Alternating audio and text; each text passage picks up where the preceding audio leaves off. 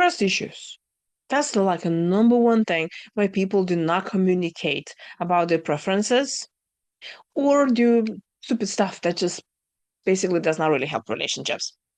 My name is Lolita Guarin, and welcome to my podcast From Stress to Success Blueprint. This month we are talking about stress management in relationships. Thank you for coming here if you're a first time visitor, and thank you so much if you're coming back and already a subscriber. Okay, so trust issues. You see, last episode I was talking about being vulnerable, and I highly recommend you to go and check that episode. Um, but what if you cannot really be vulnerable because you've been, well, in the past and been in pain, and you're like, I don't know I'm gonna do this. So here are three fixes that I can tell you. Number one, you have to start identifying the root cause. Is it from the past trauma or the current one?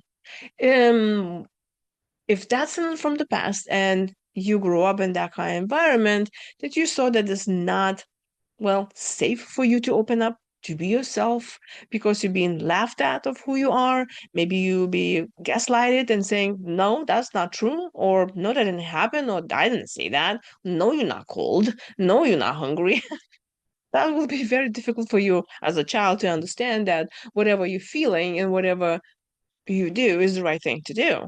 And you are feeling the right thing because it's your feelings. It depends, belongs to you.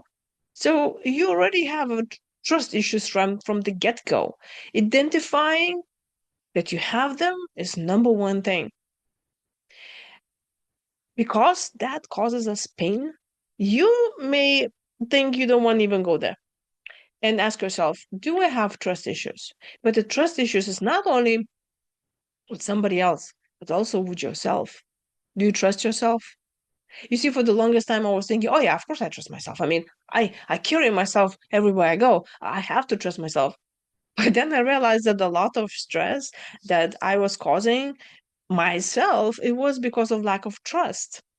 I would make my own promises to myself and then I break them.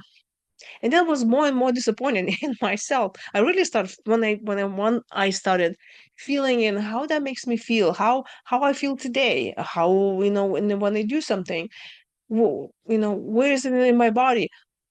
I realize I am making promises to myself that I keep on breaking. For example, I will go to the gym and then I don't. I will exercise. No, I don't. And I'm like, no.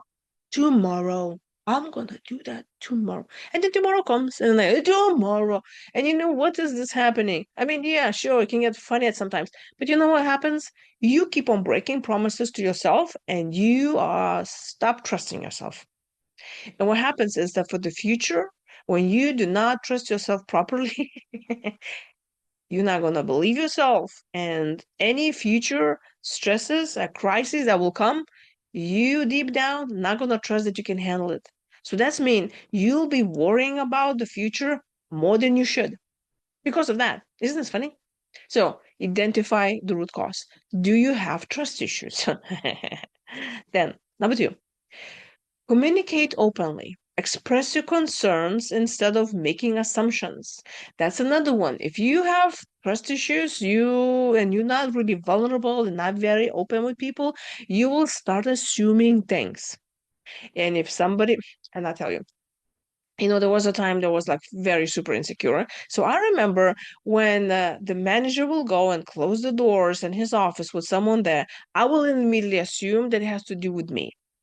How stupid is that? Of course, it had nothing to do with me. Nothing. But I was assuming this because my self-esteem was so low. I was not trusting how am I going to handle the situation if they were talking about me.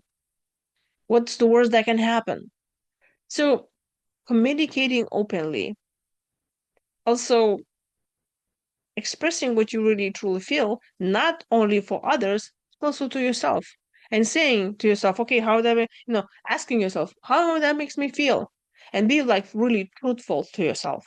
Like, is really I'm feeling this? Or I'm just think I'm feeling this because I don't want to offend someone. I don't want to hurt their feelings. And I'm going to do this not because I really truly want to, but I want to have this because of peace. So don't make assumptions. And then talk openly, because only in the truth then the trust is built. Okay, the third one is start small. You know, I already said that in the previous episode about vulnerability, but trusting issues start giving other people things to do and write it down somewhere and then come back and right next to it, did they deliver?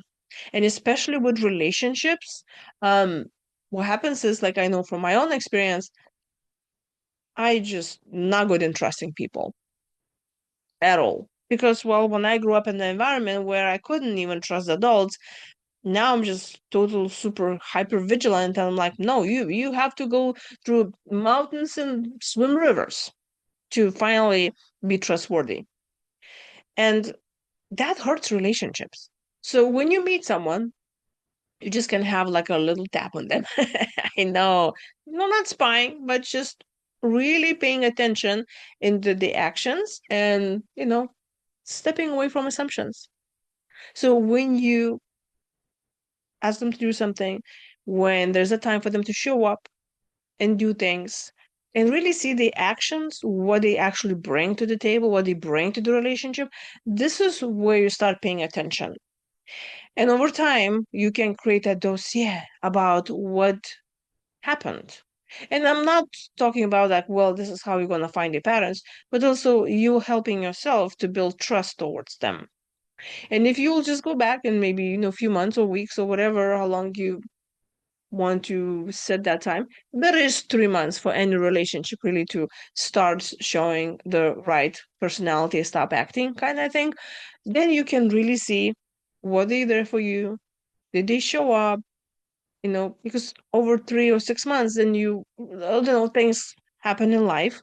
And this is how you can really judge their actions and say, okay, this is, and what I mean by judging, I'm not saying good or bad. I'm just saying you just acknowledge it. And then after those months, you can look up and say, oh, yeah, they actually do show up for me. I can trust them. I can let go a little bit of that guard. I can, I can be there for them too. Definitely. I would not recommend you to people please and immediately jump into any relationship and immediately trust them and do everything for them so they can trust you too. It has to be give and take. It's the balance. But if you're coming from the place where you just don't trust people at all, then you have to a little loosen up by giving them small action steps and then see what's showing up. Because more and more you start trusting other people, more and more also you'll start stressing yourself. And then, you will see that the life is not so stressful after all, because you know now what can you be and what can happen, and you can handle it. It's all about you. Where are you in all of this equation? Because if you have people in your life that you cannot really trust, that's not really helping you to be safe. Because if the worst happens, will they be there for you? If not, let them go. A lot of people, and here's the key, it's not about you, it's about them. They cannot be that person that you need. They cannot be understandable, empathic person. They not the ones who can take action, because they also have their own stories. They come from wounded childhoods and all of that. They all come with their own baggage. So have empathy, but kind of pay attention. What is your trust with yourself? What is your trust with other people? And build on that. So if you have a question for me that has to do with this, leave me a comment below or just message me directly. I will be answering questions on Sundays. So the one is coming up. And if you like a session with me, or you know someone who can use a session with me, go to my website, beamazingyou.com, and book it, or just go to the description below, and that will lead you there.